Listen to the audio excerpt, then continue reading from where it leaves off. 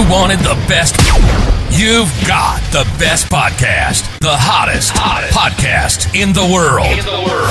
The Chris Voss Show, the preeminent podcast with guests so smart you may experience serious brain bleed. The CEOs, authors, thought leaders, visionaries, and motivators. Get ready. Strap yourself in. Keep your hands, arms, and legs inside the vehicle at all times, because you're about to go on a monster education roller coaster with your brain. Now, here's your host, Chris There we Voss. go. When the Iron Lady sings and that makes it official. I didn't hear it this time, but we'll just assume that it went. Thanks for joining the Chris Voss Show, folks. Welcome to the big show. And as always, the Chris Voss Show is the family that loves you but doesn't judge you, at least not as harshly as your mother-in-law. We had an amazing author on the show who's broken an amazing story and documented his new book, Among the Bros, a fraternity crime story that came out November 7th, 2023. In the meantime, be sure to follow the show, refer it to your family, friends, and relatives. Go to goodreads.com/Chris Voss, LinkedIn.com/Chris Voss. Subscribe to the big LinkedIn newsletter, the 130,000 LinkedIn group over there. And Chris Voss, Facebook.com, and Chris Voss 1 on the Tickety-Talkety.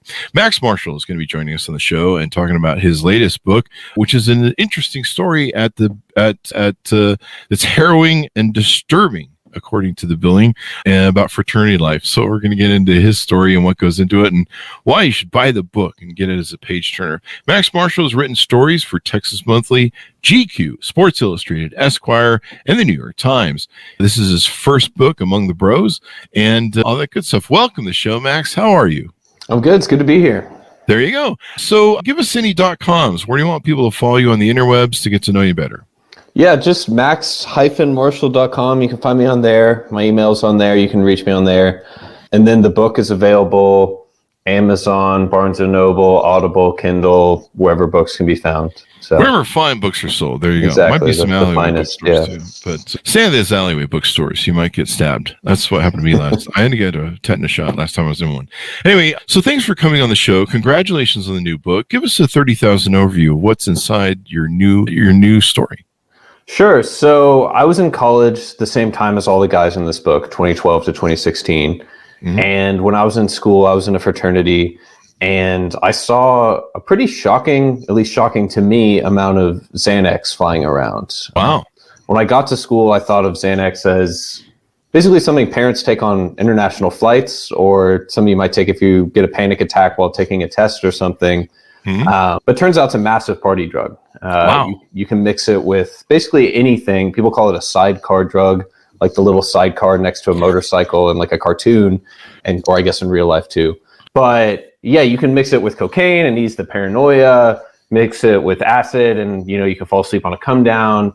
But the most common is mixing it with 5 or 6 natty lights, and you feel like you had 15 or 16. Wow. And so it's kind of falls into that whole like blackout culture trope. But all that's to say is I just saw so much of it, and none of my friends were sort of warned that it was so addictive you could die from withdrawals. It's one of 2 drugs that's that addictive. Really? And yeah, I mean, it's you can have seizures. It's pretty dangerous stuff. And after school, I became an investigative journalist. I kind of had written some crime stories investigating, big international drug cartels. I started to wonder, where do all these Xanax pills come from on college Mm-hmm. campuses? Because they're not coming from Pfizer. They're not coming from CVS. They're basically fake, chalky Xanax pills.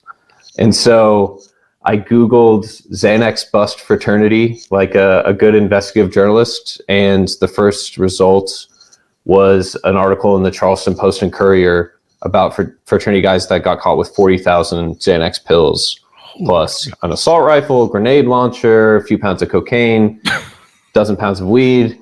So I was like, okay, I'll start looking into this. And then a defense lawyer let it slip that actually they got caught with closer to 3 million pills. The police had let them get away with it, never announced that they had confiscated that many pills. And a student had been killed in a murder. Others had died of overdoses. And the story just kind of grew and grew from there. And that's when I kind of knew there was a book there. Wow. Grenade launchers, cocaine, 3 million pills. That's Fridays around here. Yeah. There you go. Yeah. So you trace a murder and a multi-million-dollar drug ring. And I guess, do you find that part of this was involved in your own fraternity, or was it other fraternities around the nation? So yeah, I mean, I knew guys in my fraternity who were dealing, certainly. And I think the year before I got to college, there was a pretty big FBI bust at my school as well. But yeah, something I found out kind of doing this reporting, and this is something that people knew all over the Deep South. If you talk to guys at fraternities at Georgia, UNC, Ole Miss, like the big Southern SEC schools, they all knew that the pills started at Charleston. And so they would start there, and then these fraternities would use their pledges and basically ship the pills out kind of through the fraternity system all over the U.S. Wow. It's like a network. It is. Yeah. I mean, it's a massive. And the press, when it happened, kind of described it as like a drug ring. But the guys who were in it said, no, it's more Mary Kay, Cutco, a multi-level marketing scheme. Wow. Yeah, or a pyramid scheme, depending on who you ask. There is a guy on your cover of your book with a pink shirt, so the Mary Kay thing. Exactly. Yeah. I didn't even think of that. Subliminal marketing is always it's key. Yeah. There you go. So this is really interesting. Do you the opioid crisis has kind of filled the news cycle? Do you think this is really an unreported, untapped thing that more news agencies need to look into? Absolutely. I mean, so the statistics are pretty harrowing. In the same period since, I want to say 2000, opioid overdoses have gone up 8x. Xanax overdoses have gone up 12x. So it's an even faster rise. And then if you look at a lot of opioid overdoses, there's actually Xanax involved. Wow. And there's sort of a breaking sort of line of thought in addiction science right now, that what we're in is not an opioid crisis. It's what they call a polypharmacy crisis, which is basically when you're mixing drugs, the synergistic effect is much worse than an opioid would be alone. And funny enough, that's the same idea as a sidecar, which is what, the guys were calling Xanax. But when you combine Xanax and opioids, it basically slows down your nervous system and your breathing so much faster than either do alone. And yeah, like something like 40% of opioid overdoses actually involve Xanax. And so it's sort of the hidden sidecar, sitting right along this bigger crisis. Yeah, I'm just going to go back to heroin then. Yeah. Yeah, I mean, well, it was funny. I was talking to one addiction specialist at Stanford, and she was like, oh yeah, back in the day, people just kind of had one drug and stuck with it. You were a heroin guy, or you were a booze hound, or you were a cokehead. But certainly, like when I was in college, it was really like, my generation's all about mixing and matching and customizing. And so it was very much, I've, certainly had nights myself and seen nights of others where you're like, oh shit, I'm on 4 things right now. And you're sort of like balancing them, And yeah. And by the way, the attorneys folks say, don't do heroin. That's a joke, people. And we do comedy on the show. Keep that in mind. Don't write me. Don't write me and say things. But, at my age, I'm so glad I'm over all that stuff. I just sit in mainline high caffeine coffee. Yeah. And that's what I do. I just jam a needle in and get a pump in the morning, and I'm good throughout the day. In fact, I just keep a pump in me throughout the day. And that's I can tell. Yeah. So what do you think? You found that, this goes into something called Greek life. What does that mean? So, Greek life is the fraternity and sorority system in American colleges. And there are a lot of kind of movie cliches of fraternities. You think of Animal House or Old School. Yeah. But something that's not talked about as much is the fraternity system, the sorority system is really where the elite of American society congregates. And it's been that way since the beginning. When fraternities started in the 1800s, basically up until the 1800s, only really wealthy kids went to college. And then in the 1800s, middle-class students started showing up from their farms and, wanting an education too. And basically the guys from, Connecticut all came together and said, all right, well, we don't want to drink with those guys. So what are we going to do? And they're like, oh, I know. Well, what if we create a club that's just kind of for us? And that's continued over time. And if you look at the statistics, over 70% of every dollar given to American universities come from Greek life alumni. So it shows you the amount of wealth concentrated. And then all but 4 presidents since 1825, 80% of Fortune 500 CEOs, all but a handful of Supreme Court justices, all are from Greek life. And so even though it's only 2% of our population, it really is kind of the closest thing we have to like a world order almost, but it's not, it's kind of hiding in plain sight. You know, people imagine something like the Illuminati or something, but really it's just, oh, you know, I was an SAE with him and we like, you know, I'm going to help him get this job or something. It's not, in that sense, it's like very banal, but in another sense, it is kind of it's one of those like skeleton keys that helps you understand the American elite, I think. The bro culture. Yeah. Now there's a face of a young man on the cover of your book. Is this a generic face, or is this someone who was involved with the story you uncover? So the guy on the cover, and you can see him over my shoulder, he's the founder of Sigma Nu from the 1860s. I think that photo was taken in the late 1850s. And the kind of crazy thing, and I talk about this a little in the book, is you can look at fraternity composites over the years, and you can look at a composite from 1870 and a photo from 2022, and they have the exact same haircuts. And so that guy, or I guess in mirror, that guy, he has the exact same haircuts as all the guys in the book. And so we took that photo and then threw the pink, the pastel Mary Kay shirt on him. He should be okay. I don't think he's going to sue you for you. Yeah, I mean, that's a nice thing about it. Yeah. I haven't heard from his ancestors. There you go. But I like how you threw a pink polo on him. So it's got that sort of 80s effect going on there. I think that's a polo. I don't know. Oh, yeah. I'm lost out of fashion. That's something's for my thing.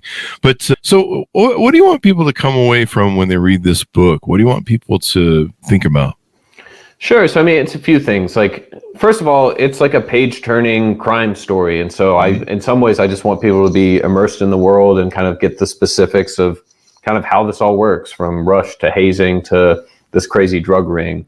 But if there is like a eat your vegetables component to it, I guess it's a few things. It's one, I think the book's kind of about the consequence of a world without consequences. These guys can kind of get away with anything. The book opens with a bunch of them going on a mountain weekend and basically burning down a cabin. And then the alumni come in to basically pay for it and make it go away. And then, you know, just through the book, it's just DUI here, simple possession there, you know, drug dealing charge, robbery. And each time the parents sort of step in, or the alumni step in, or the fraternity national chapter steps in and kind of makes it all go away.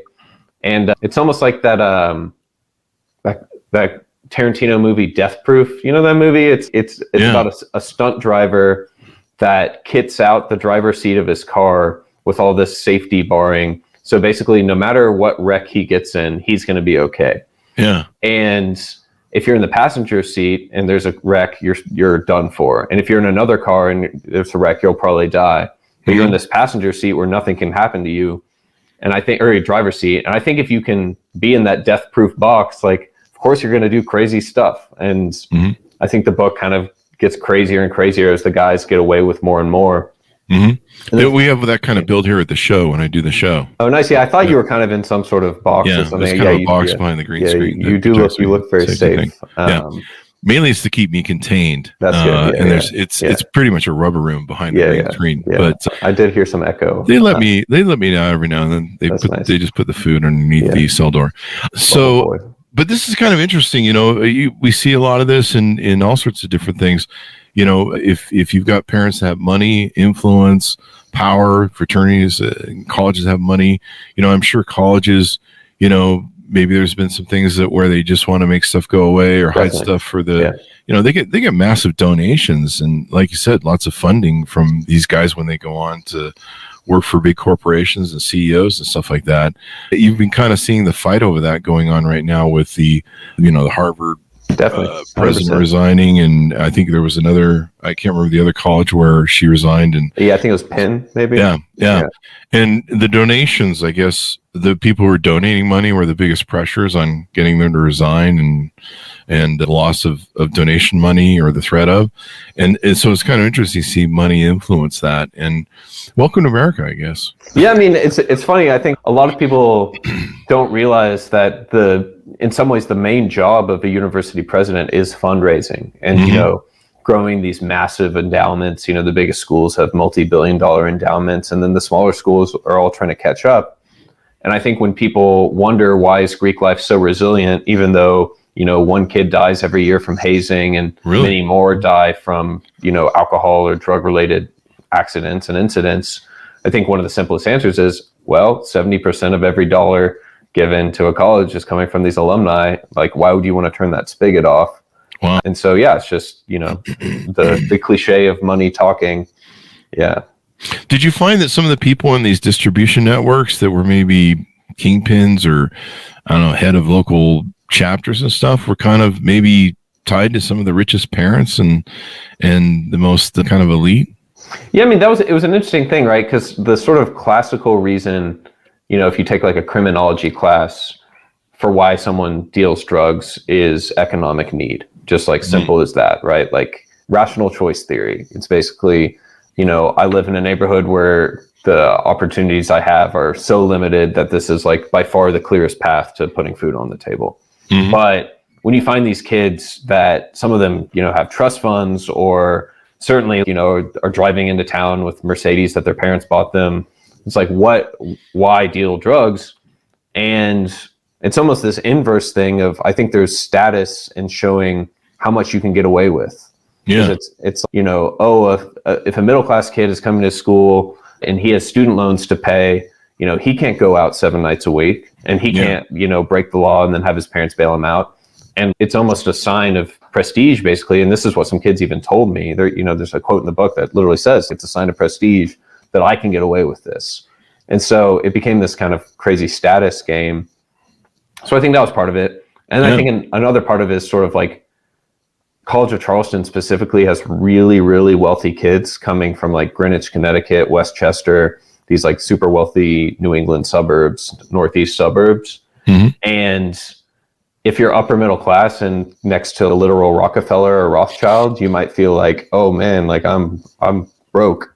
And so I need to, if I want to get bottle service this weekend, like I better figure something out. Yeah. Plus, you're trying to impress girls. Oh yeah, that's so much of it. Yeah, chasing, getting laid, and stuff like that in college. There's a little bit of that going on here. 100%. Yeah, a little bit. I mean, the gender ratio at College of Charleston is something like 3-to-1 girls to guys, and so really, yeah. Note to self: go back to college. Yeah, yeah. So there you go. Those are good odds. I like that. This is it. And when there's millions of dollars circulating around this, I mean, it's no chump change, right? I mean, yeah, you can basically pay for your college at the very least. Yeah. Well, one of the guys in the story, he was a little older. He was a fraternity guy from South Carolina, and then he was in his late 20s, early 30s by the time everything got busted. Mm. But he was the first guy in American history to have Bitcoin seized by the DEA. Oh, wow. And if you look at the amount of Bitcoin he got seized with and then took it up to whatever it was, the 2021 or 22 peak, he would have, I don't know, like $40 million or something. Holy crap. So there's very real money in this stuff. There you go. With Xanax, I never took Xanax. I never played with it. I mean, is there long-term effects and damage that maybe some health effects that we need, your book warns about that, it would seem if it can cause seizures and stuff that there's some long-term effects of overuse of it. Definitely. So, I mean, the first thing to say is even though Xanax sometimes gets prescribed for everyday generalized anxiety, there's never been any study that's shown that it's effective in treating generalized anxiety. It's good for panic attacks and it's good for seizures. But if you just have that sort of ambient everyday anxiety, what it does is it basically calms you down completely. And then the next day, the anxiety comes back worse. And so that creates a very addictive cycle. And like I said, it's so addictive that you can die from withdrawals. And so that's crazy. The sort of main problem that it causes is just incredibly habit forming. And you need more and more and more to kind of get to sort of zero. But then, there are long-term cognitive effects ranging from sort of like paranoia, worse panic attacks than you've, ever had before. But then, especially with the elderly, it causes a lot of dementia as well. And there's like memory effects too, which I guess isn't that surprising because when you take Xanax, it often leads to blackouts. And so, it is definitely doing something up there in the memory. Yeah. It'll be interesting to see the long-term effects on it. You said, different members of SCOTUS and people who work for the government. That might explain some SCOTUS rulings. Actually, yeah, for sure. Then it might explain the Citizens United ruling. This is really interesting. Do you find, this, I guess, kind of a dumb question. Did you find any feedback from colleges or fraternity associations that maybe you pinged for comment on the book? Yeah, I mean, I reached out to all the fraternities for comment. None of them really wanted to talk. They kind of would send back stuff from their lawyers. I do think there might be a bit of a Goodreads campaign from some of these fraternities to review bomb it. Although, no. yeah, which, what are you going to do? But yeah, the thing is, the drug ring is one thing. In terms of the hazing that I talk about in the book, and there's some pretty wild hazing, there's a guy who gets waterboarded, and there's definitely some pretty intense stuff in there. But it's all decently open secrets if you're in that world. Mm-hmm. And something that's kind of funny about the fraternity world is, it's known for this sort of cloak of secrecy. And when it comes to outsiders, there is a cloak of secrecy. You don't really talk about it. But then if you're inside the bubble, people won't shut up about it. Like, I remember going back to Texas for Thanksgiving break, and all people would talk about is their craziest hazing stories, because all of us were in fraternities, and it became this sort of, dick measuring contest, for lack of a better phrase. It probably took place in some hazing things. Some of the hazing things they do, man, are just insane. Crazy. And then the deaths kind of got out of hand there, and I think colleges had to start clamping down on stuff. Yeah. It was just crazy. Of course, one of my favorite movies is Old School. Yeah, I think there's some hazing that goes on. Definitely. So there you go. So you go through this, you tell the story of it, and all that good stuff. Do you see? Is there any future storytelling you see coming up? Is there any future books you're working on? Yeah. So right now, Sony's optioned this book as a film. It would make a great film. Yeah. So talking to them about that. There's some interest for a documentary as well. Mm-hmm. I have a podcast coming out in a few weeks about something else entirely, and then getting back to figuring out book number 2. There you go. Well, this has been really interesting. Give us a final pitch out to order the book to everybody in your .com.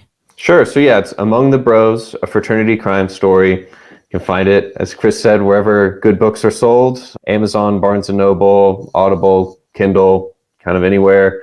And then my website's max-marshall.com.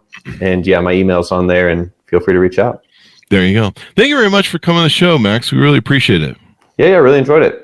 There you go. Thanks so much for tuning in. Order up wherever fine books are sold. Among the Bros, a fraternity crime story that came out November 7th, 2023.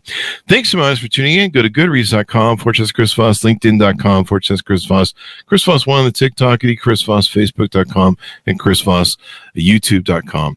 Thanks for tuning in. Be good to each other. Stay safe. We'll see you guys next time. And that should have us out.